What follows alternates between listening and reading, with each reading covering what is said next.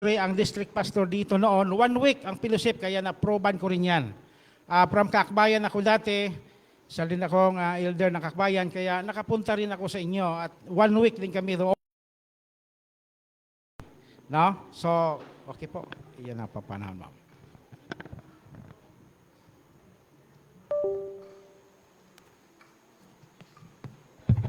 Okay, tayo ay dadako sa ating eleksyon, mga kapatid, no?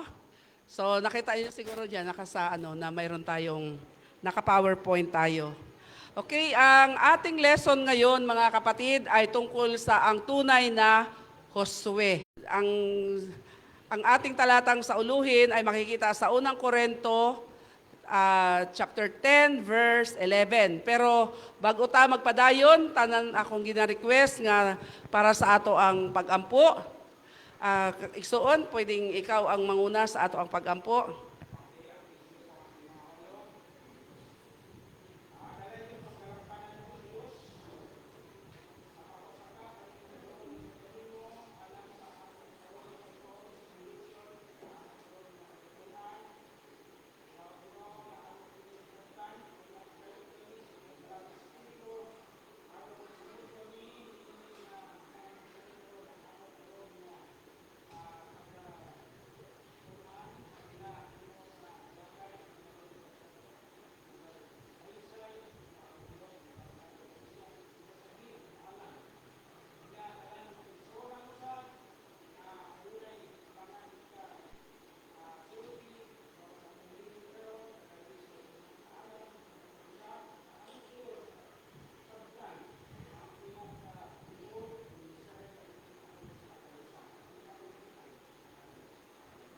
Amen.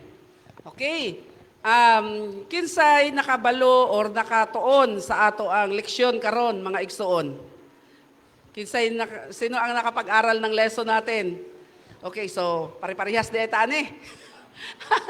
Pare-parehas ta, mga igsuon. So karon magsugod ta sa ato ang pagtuon, no? Sa ato ang ang ating talatang sa uluhin. Kapatid, nawala man ka. Okay, ang ating talatang sa uluhin ay makikita sa unang Korinto chapter 10 verse 11. Dili na lang nato ni ano tawag diyan, yung memory text, no? Reading text na lang. Sige daw, tananta mangbasa.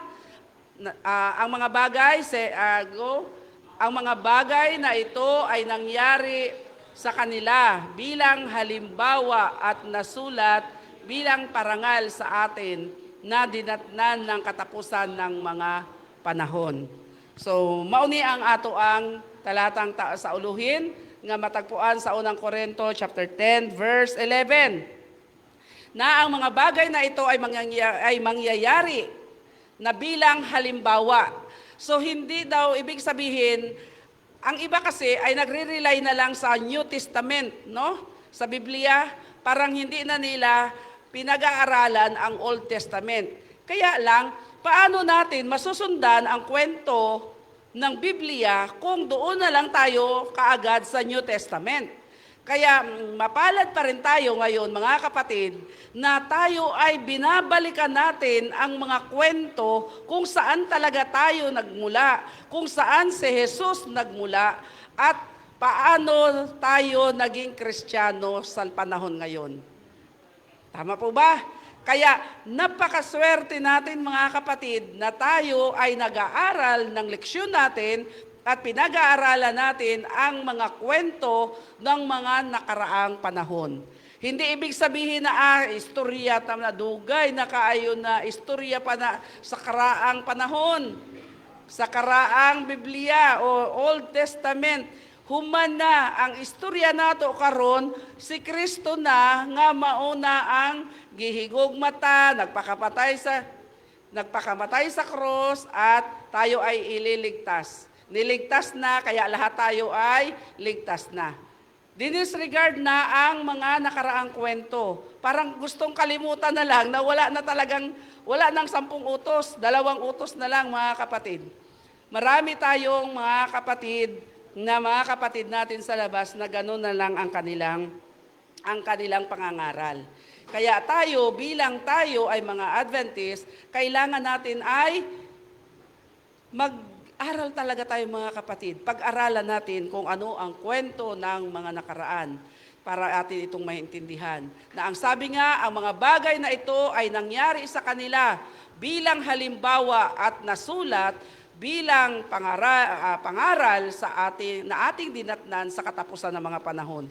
Kasi para bang ang mangyayari, kung hindi natin pag-aaralan yung mga naging halimbawa, yung mga naunang kwento sa buhay natin, pagdating ngayon, pag tinanong tayo, sino si Jesus?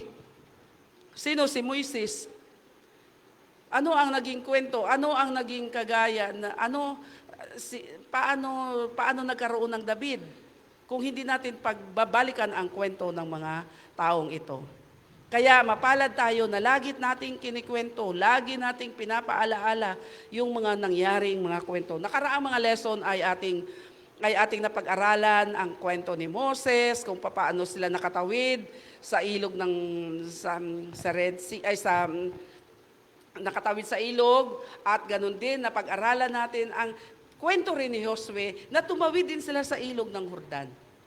'Di ba? Halos magkakapareho din ang kanilang kwento. Okay, next slide.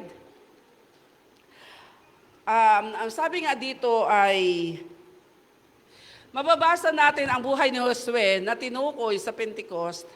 Okay? Na sa aklat mismo ni Josue, sa dalawang magkakaiba, ito na nagtutulungan na ang paraan bilang kasaysayan at simbolo. Upang makagawa ng tamang simbolo, paliwanag ng anyo ni Josue, dapat muna nating malaman ang mga batas na nangasiwa o simbolo sa Biblia. Mga uri ng katapatan na kung tapos na ito o tuntunin natin o simbalismo ni Josue sa pamamagitan ng Biblia upang hanapin ang mga mensahe na iniwan ng ating Diyos sa kanyang salita na may kaugnayan sa simbolong Josue. Okay, tingnan natin ito. Dito natin pag-aaralan mga kapatid kung ano ang simbolo ng Josue sa panahon ni Jesus. Di ba?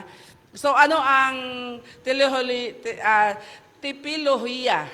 Okay? Mga uri ng tipilohiya, ang simbolismo ni Josue, si Josue bilang isang uri, ang katapatan ni Josue, si Josue ay bilang uri ng iglesia. So yan ang mga topic natin ngayon. Okay. Pangbibliyang simbolismo. Okay. Next slide kapatid. Okay.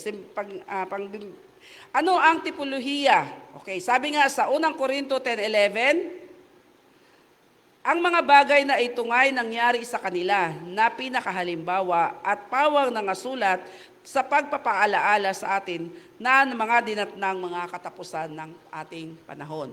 So ito po yun ang ibig sabihin, yung ating memory verse or memory text, ito ang ibig sabihin ng tipolohiya. Na para malaman natin ang history natin ngayon, dapat balikan natin ang istorya ng nakaraan. Si Pablo at iba pang may akda ng Biblia ay gumagamit ng salitang uri upang tumukoy sa isang anyo ng kasaysayan o pangyayari o kumakatawan sa isang bagay o isang tao mula sa kanyang panahon at sa hinaharap. Ito ay tinatawag na katapat o uri. So ibig sabihin, ito ang uri daw ito ay tumutukoy sa anyo ng kasaysayan. So ibig sabihin uri or magkapareho. Ibig sabihin kauri, kaparehas, ano pang ibang term ng kauri, kauri. Kaparehas, kauri, 'di ba? So yan yung mga bagay na yan. Halimbawa, ang Roma 5:14 ay nagsasalita tungkol kay Adan bilang uri o anyo. Nung sinabi ni Jesus, sabi niya, gagawin ko ang tao na kauri or kaparehas ko o kawangis, di ba? So yan yung mga bagay na kaanyo. Ibig sabihin kauri, kapareha. O, yan yung mga mga bagay na sinasabi dito na kaanyo. Ayon ay ito ay halimbawa sa Roma 5:14 ay nagsasalita tungkol kay Adan bilang uri niyang dati. Ayon yan kay Jesus, ang katapat ay ang uri. So ibig sabihin ng uri ay kaparehas. Okay. Sino pa yung ang mga kaparehas ni Jesus? Si David, pananalastas ng katapatan, paghahandog, katapat na pag-uuri ay ang kamatayan ni Jesus. So yan yung mga bagay, yan ang sa maraming pagkakataon, makikita natin sa lumang tipan ang palatandaan ng natatanging tauhan o pangyayari na uri ng isang bagay na darating. So ito yung mga halimbawa na uri na si David, kauri din, di ba? May mga handog, patalastas ng katapatan, ng uri ng pagbabago, okay? Katapat na uri. So yan ang kaparehas. Ang uri ay ang kaparehas natin. Okay. Ang mga uri ng tipolohiya naman, sabi dito sa Mateo 2:15, at dumuon hanggang sa pagkamatay ni Herodes upang maganap ang sinasabi ng Panginoon sa pamamagitan ng propeta na nagsasabi, mula sa Ehipto ay tinawag ko ang aking anak. So, ito naman ay sa kwento naman ito ni Moses, di ba? Nang siya ay tinawagan, nang siya ay ang tawag diyan, ginawa siyang parang naging dahilan siya ng Panginoon ay ng Diyos na maging hari siya ng Ehipto, ay naampun siya nung prinsesa. Kaya iyon ang pagkatawag. So, baylang tayo din mga Kristiyano, may mga bagay din tayo na pagkatawag sa atin ng Panginoon. Kung sa buhay ni Moses, yun ang uri. Alam natin yung story ni Moses, di po ba? Na siya ay isang Hebreo, na siya ay, naampon ng prinsesa. So alam natin doon, yun ang kanyang dahilan ng pagkatawag. Okay, sabi nga, ang Israel, ano ang ang kwento ng Israel, dinala sila sa Ehipto. Okay, ang bagong Israel, at ano pa? Dinala siya sa Ehipto, ang bagong Israel, sa kwento ng Israel, si Kristo, ang iglesia, huling panahon. So, yan ang sa Israel. Sila ay dinala sa Ehipto, ang bagong Israel. Yan ay makikita sa Mateo chapter 2, verse 13 and 15. Ang Exodus, si Kristo, ang iglesia at ang huling panahon. Ang sanktuaryo, si Kristo, iglesia at ang huling panahon. So gaya nito ang templo natin. Tayo ang templo ng Diyos, tayo ang Jerusalem, bagong Jerusalem ang ating templo. Sanktuaryo, ibig sabihin, tayo na yon mga kapatid. Ito ang mga uri at katapatan ng mga uri. Ito yung mga iba-ibang uri po. Una, ang Israel. Okay? Parang masyadong wag tayong malito sa ating lesson. Ito ang mga uri-uri ng katapatan ng pagkakaiba-iba. Una, sabi nga, Israel. Ang Israel na andyan, galing si Kristo, ang iglesia at ang huling panahon. Dinala sila sa Ehipto, so galing sila sa Ehipto at nagkaroon ng bagong Israel. Okay. Ang Exodus naman, nandoon pa rin si Kristo, ang iglesia at huling panahon. So, 40 days sila sa disyerto at binautismuhan at inalalayan ni Kristo. Yun ang iglesia. Sa huling panahon, Exodus muli ay tumalikod sa mga iglesia. At si Kristo ay naandun pa rin, gaya ng isang templo sa atin. Tayo ang templo ng Diyos. Kaya dapat tayo daw ang ating sarili, ito ay kauri ito ni Kristo. Kaya lagi natin ito dapat ay alalayan at atin itong alagaan. Ang simbolismo ni Josue, ito ang pagkakapareho. Si Josue bilang uri. Okay, sabi dito sa Deuteronomy 18:15, palilitawin sa iyo ng Panginoon mong Diyos ang isang propeta sa gitna mo, sa iyong mga kapatid na gaya ko sa kanya kayo makikinig. So, si Josue rin ay bilang uri. Ibig sabihin, siya rin ay kaparehas. Kaparehas. Bahagyang tinupad ni Josue ang hula. Bahagyang tinupad ni Josue ang hula ni Moses tungkol sa pangalawang propeta na nangunguna sa mga Diyos. Next slide, mga kapatid. Okay, Deuteronomy 18:15 to 19. Gaya ni Moses, tumanggap si Josue ng direktang mensahe mula sa Diyos. Nagdiwang siya ng Paskwa, tumawid siya sa mga tubig, nakita niya ang anghel ng Panginoon, nagbigay ng tagumpay ang kanyang nakaunat na kamay. Inanyayahan niya ang mga tao na manatiling tapat pagkatapos ng siya ay mamatay at iba pa. Habang nagsisimula, okay, nahulog habang nagsisimula, nahulog ang mana sa ilalim ni Moses. Huminto ito sa ilalim ni Josue. Dagdag pa dito, pinatupad ni Josue ang tagubilin tungkol sa pagkakahati ng lupain at ang mga syudad at tanggulan na ibinigay ni Moses. So, ito yung pagkakaparehas din ni Moses sa pagkakaparehas ng story ni Josue sa story ni Moses. Kung si Moses, itinaas niya rin yung kanyang kamay para 'di ba, yung nagkasakit ang mga Israelites, tapos sabi niya, sige, ang sinong titingin dito sa gintong ahas ay gagaling. So, ganun din ang nangyari sa pagkauri din o magkahalintulad. Kasi pag uri kasi ang ginamit dito, medyo pababawi natin. Magkahalintulad ang story nila ni Josue. Si Josue naman ay itinaas niya rin yung kanyang kamay. Pag bumababa ito, ay natatalo sila sa digmaan. Kaya ang ginawa ay talagang hinahawakan ng kanyang kamay. Pareho din ang story nila ni Moses. Ngunit naunawaan ng mga tao na ang hula ni Moses ay nagpatuloy ng higit pa kay Josue. Sabi sa John chapter 1 verse 21, kaya parehong si Moses at Josue ay naging uri ng tunay na katapat at lubusang tumutupad sa hulang ibinigay ni Moses sa mga propeta. So, mga kapatid ko, simula kay Moses hanggang kay Josue ay may mga pagkakapareho, magkakahalintulad ang kanilang kwento. Okay.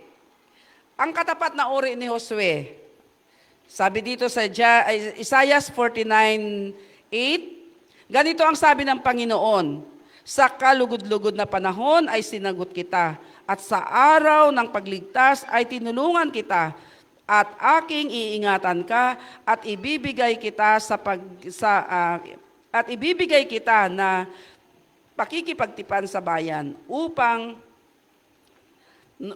ibangon ang lupain, upang ipamana sa kanila ang nasirang mana. So, ito naman ang katapat na pagkakahalimbawa ni Josue. Ang layunin ng mga pinangunahan ni Josue ay itatag ang mga Israelita sa pinakabayang mana. Okay? Sabi sa Isaiah 49 verse 8, gamit ang parehong terminolohiya sa aklat ni Josue. Sa anong diwa ng buhay at ginawa ni Josue na sumasalamin sa buhay at ginawa ni Jesus. Okay, ito ang pagkakahalintulad galing kay Josue at kay Jesus. Ito naman daw yung kanilang pagkakauri. Matapos ang kanyang bautismo sa Jordan, nakipaglaban si Jesus sa puwersa ng kasamaan. Nagsimula ang kanyang trabaho matapos ng 40 days sa ilang. Natalo niya ang kaaway sa krus. Binigay niya tayo sa tagumpay sa isang espiritual na mga labanan. Binigyan niya tayo ng tunay na kapahingahan. Itinalaga niya sa atin na ang hindi kasiraang mana. Okay, mga kapatid ko, nakasundan ninyo, simula ng ang Israel ay kinuha sa Ehipto na andoon na ang Panginoon. ginabayan sila hanggang sa sila ay nakatawid. At ang lupang pangako na ipinangako kay Moses ay sa panahon na ni Josue. Doon na nila nakuha ang lupang pangako. Ang pagkakauri naman natin sa kay Jesus ay nung siya ay matapos bautismuhan sa Jordan, nakipagdigmaan din o nakipaglaban din si Jesus sa puwersa ng kasamaan. Di po ba siya rin, di ba, ay sinubok o siya din ay tinukso? So, same thing din sa mga bagay na pinagdaanan ni Moses at ni Josue, na para na bago nila natawid o nakuha ang lupang pangako. Nagsimula ang kanyang katrabaho matapos ang 40 na araw sa ilang. So, natalo ang kaaway sa krus. So, talagang sabi nga, wala daw tao na maililigtas. Pero ano ang nakita ng Diyos, ng Ama, na nilalang ko ang taong ito, ayaw ko na masira. Dahil sa una pa lang, sa langit pa lang ay mayroon ng paghihimagsikan. Kaya inihulog ang mga si Lucifer kasama ng kanyang mga anghel, at nung nandoon sa halaman ng Eden, gumawa ang Panginoon ng tao, di ba? At anong ginawa niya doon? Tinukso. Kaya doon pa lang sa langit, mayroon ng labanan. Pagdating na sa lupa, sa halaman ng Eden, mayroon pa ring labanan. Ang nangyari ay tinukso. Kaya sabi niya, mananalo pa rin ako kasi natukso. Natukso ang tao. Pero hindi pumayag ang Diyos na patuloy na matukso o matalo ang kanyang nilalang. Kaya ang anong ginawa niya? Pinangakuan niya ng lupang pangako. Okay? Inalis man sila sa halaman ng Eden, pero mayroong lupang pangako ang Panginoon na para sila ay makabalik. Ano yun? Pero ang mga taong yun ay naging masama pa rin. Kaya sabi ng Panginoon, ililigtas ko ang aking bayan. Ayaw ko na tuluyan silang masira. Kaya ang ginawa niya, ipinadala ang kanyang bugtong na anak upang mabayubay sa krus at tayo ay maligtas sa pagkakasala. So, yun yung pagkakapareho ng istorya. Kung hindi natin alam yung istorya ni Moses, paano tayo nagsimula sa halaman ng Eden, paano tayo nagsimula sa Israel, sa Ehipto, paano kinuha ang Israel sa Ehipto hanggang sa labanan sa panahon ni Josue, hanggang sa narating nila ang lupang pangako. Kung hindi natin alam yun, mga kapatid, na may mga pagkakapare-pareho o may mga uri pala na mga kwento na ganon sa lumang tipan, hindi natin masusundan kung ano ang kwento at pagligtas sa atin ng Panginoon at sa lupang pangako na kanyang ipinangako sa atin. So, si Josue bilang uri ng iglesia, sapagkat ang ating pakikibaka ay hindi laban sa laman at dugo, kundi laban sa mga pamunuan, laban sa mga makapangyarihan, laban sa mga namamahala ng kadilimang ito sa sanlibutan, laban sa mga ukol sa espiritu ng kasamaan at mga dakong kaitaasan. Efeso chapter 6 verse 12. So, si Josue daw ay uri ng iglesia. Si Josue at ang iglesia, ngayon ay may pakikipaglaban tayo kung saan pinangungunahan tayo ng ating Josue na naghahanda sa atin ng kailangang baluti. Efeso 6:10-12. Dagdag pa, nagtalaga na siya sa atin ng mana at pinuno tayo ng espiritual na pagpapala. Sino ang tinatalakay natin dito? Ito ang Josue ng iglesia at ang iglesia. Sa panahon noon, nakipagbaka si Josue. Ipinaglaban niya ang kanyang bayan. At pagkatapos, si Josue ay naging isang iglesia. Yung mga bayan na yan, marami siyang mga di ba, yung mga nakaraang lesson natin, mga kapatid, marami siyang mga na-conquer na mga bayan. At ang mga ito ay naipakita niya kung gaano kabuti ang Panginoon. Sino ang magiging Josue natin sa huling panahon, mga kapatid?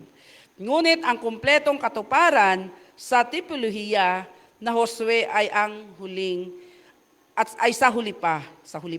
Kung nawasak na ang lahat na anyo ng kasamaan at maangkin nating lubusan ng ating mana, isang lupaing makakapumuhay tayo ng may kumpiyansa. Yan ay makikita sa Lucas chapter 20 verse 7 and 9. Hanggang sa araw na iyon, lumagunawa tayo sa biyaya ni Josue na hinahayaan ng Diyos na baguhin tayo unti-unti bawat araw kagaya niya. So, walang ibang binabanggit dito na ang Josue na darating sa atin ay ang Jesus na nagligtas sa atin, na bayubay sa krus, at walang ibang Josue na ang kanyang bayan ay kanyang ililigtas, kundi ito ay si Jesus, mga kapatid ko. Sabi nga dito, ang Israel ng Diyos na naglakbay sa makalangit na Kanaan ay may kapitan na hindi nangangailangan ng turo ng tao upang hinda siya sa kanyang misyon bilang banal na leader. Ngunit ginawa siyang sakdal sa paghihirap at palibhasa nagbata siya sa pagkatukso, siya ay makasasaklolo sa mga tinukso. Hebreo chapter 2 verse 10 and 18. Ang ating manunubos ay hindi nagpapakita ng kahinaan ng tao o bahid. Ngunit namatay siya upang makamit natin ang karapatang pumasok sa pangako. Kaya mga kapatid ko, sa lesson natin, ito ang ang pinakapuntos natin dito, wag nating hayaan na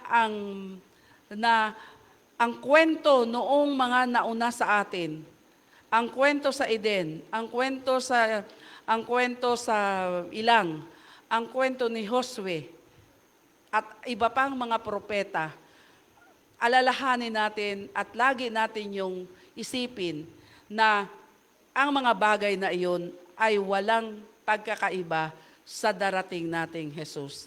Kung hindi man natin nakasama si Jesus sa paglalakbay natin sa hamon ng buhay natin ngayon, mga kapatid, isipin natin na dahil sa panahon noon, kasama nila ang Diyos, nagmumustra sa kanila, nagkausap nila lagi.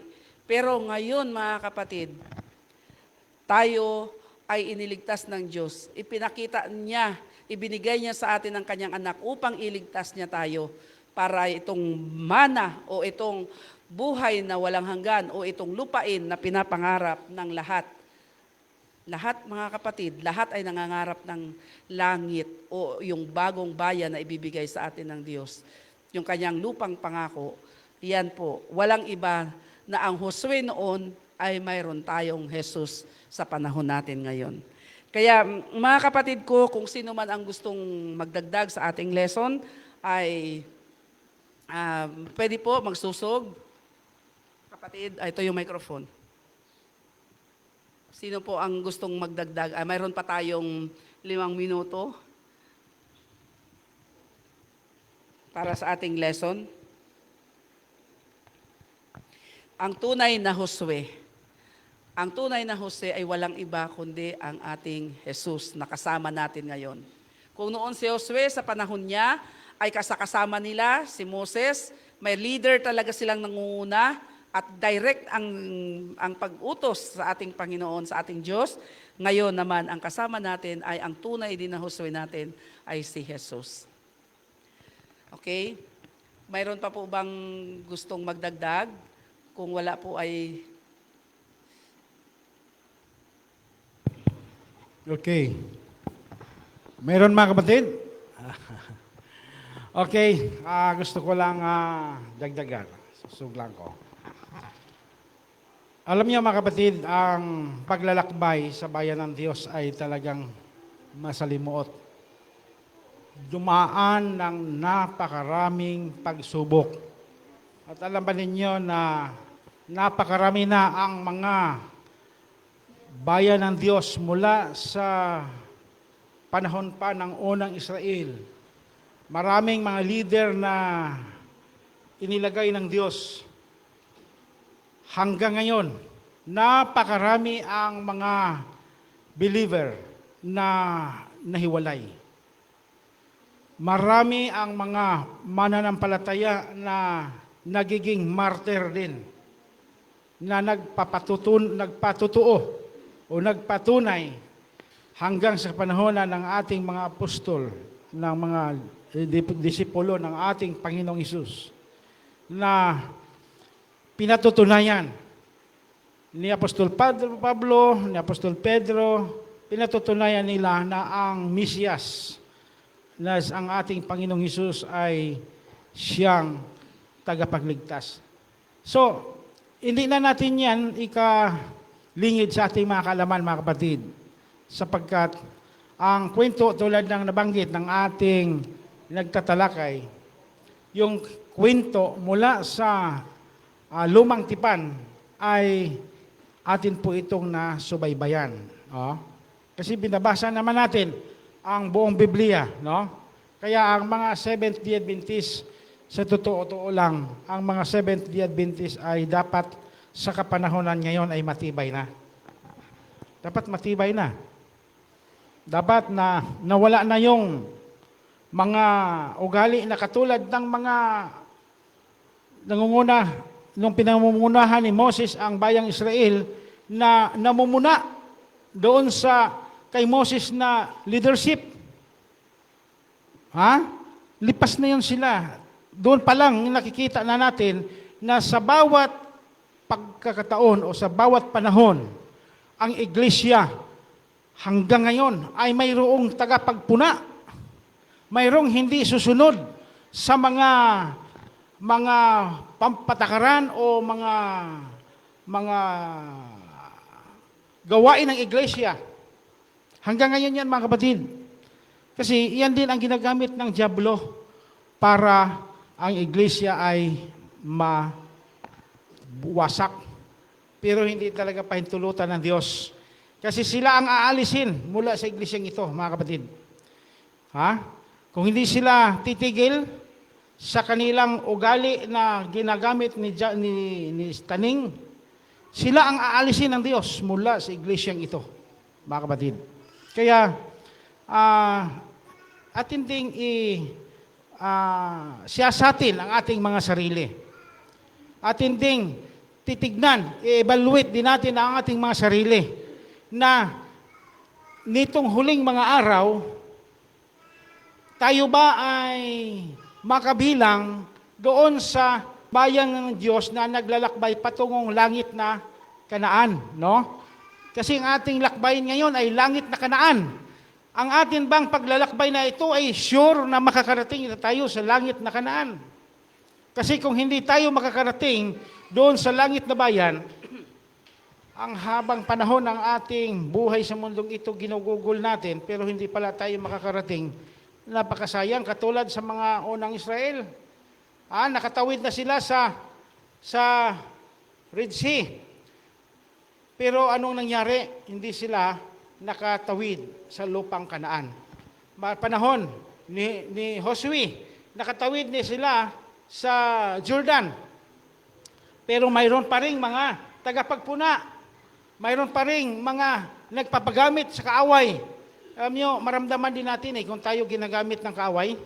Kasi salita tayo ng salita na yung sinasalita natin, hindi na natin na iisipan, hindi na natin na isangguni sa Panginoon kung ito'y okay o ito'y karapat-dapat sa Panginoon o hindi. Malalaman natin, mga kapatid, kung ano ang ating sarili sa Panginoon pa ba o hindi na. Kaya, ang atin pong Adventism ngayon sa buong mundo, ang atin talagang panawagan talaga ng ating General Conference ay mabubuhusan tayo sa huling ulan. Yung banal na Espiritu ay kasama ang bawat isa ay mabubuhusan. Kaya kalakip ito, yung preparasyon tulad ng ginawa ngayon ng mangingisda, yung paghahanda, mga kapatid, napakalaki ang impact nito na ang init ay ningas ng pananampalataya ay hindi manlulupaypay. Hindi mawawala. Kasi mayroon po tayong activity. Mayroon po tayong gawain ang iglesia. Pero pag ang iglesia ay walang ginagawa, na puro na lang yan silipan ng bawat isa sa mga kahinaan. So hindi po yan ang nais ng Diyos sa kanyang bayan. Kaya mga kapatid, sa lakbayin natin ito, napakarami po tayong mararaanan ng mga pagsubok. Ito po ang isa sa mga magpapatibay sa atin para tayo ay masigurado natin ang langit na bayan na inihanda ng Diyos para sa bawat isa. Okay. Maraming salamat kapatid. Tayo ay lampas na ng 5 minutes sa ating time. So, ibabalik ko na po ang kay kapatid.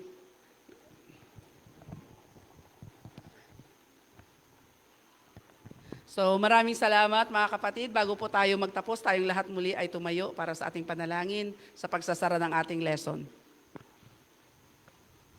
Maraming salamat o Diyos sa binigay ninyong wisdom sa amin sa pagtalakay ng aming lesson.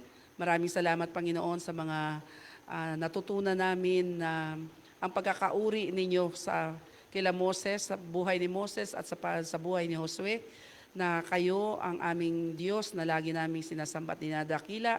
Kami, Panginoon, ay patuloy na nagpapasalamat at patuloy namin pag-aaralan ang mga buhay ng mga nauna naming mga propeta upang kami ay hindi mawala sa track na inyong ibinigay at pinagkaloob sa kanila, upang kami, Panginoon, ay makarating sa lupang pangako na inihanda ninyo sa amin. Nawa ang bawat isa sa amin na inyong kupkupin at inyong bendisyonan at pagpalain. Ang lahat ng ito ay aming binabalik, kalakip na papatawad ang pagkakasala sa matamis na pangalang Jesus. Amen.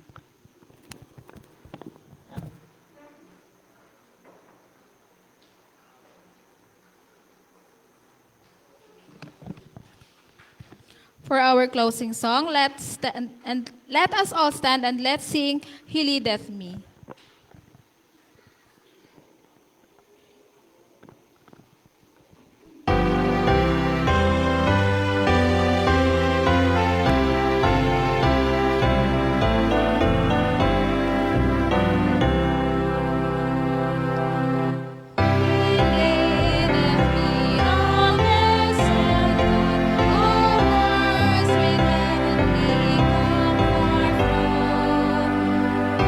What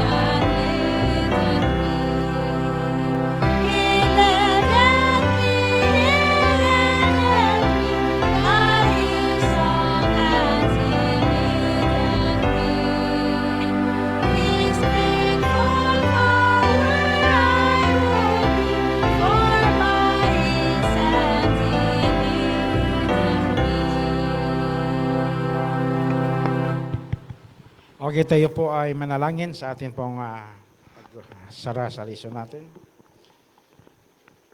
O Diyos namin na mapagpala, labis po ang amin pong kagalakan, pasasalamat sa inyo pong panukala sa kaligtasan. Nanupat inyo pong ibinigay kahit ang inyong bugtong na anak, kahit sa kamatayan, upang kami ay maligtas. Salamat po ng marami, Panginoon, na inyo po kaming tinawagan at nasumpungan po namin ang katotohanan ito sa iglesyang ito, na kami ay patuloy na maglilingkod sa inyo. Pero, O Diyos, napakarami po ang pagsubok na amin pong maharap bago kami darating sa langit na bayan. Nawa, Panginoon, ay gabayan mo kami. Alalayan mo kami, ang inyo pong iglesia, O Diyos, mga kapatiran sa buong sanglibutan. Kami, Panginoon, ay inyo pong pangungunahan at bigyan kami ng kalakasan, kagalakan, kahit sa mga kahirapan at pagsubok, kahit mga karamdaman. Panginoon, amin po itong mapapanagumpayan. Salamat po ng marami sa inyo pong pagdinig sa aming dalangin. Amin po itong inilapit sa pangalan ng aming Panginoong si Jesus. Amen.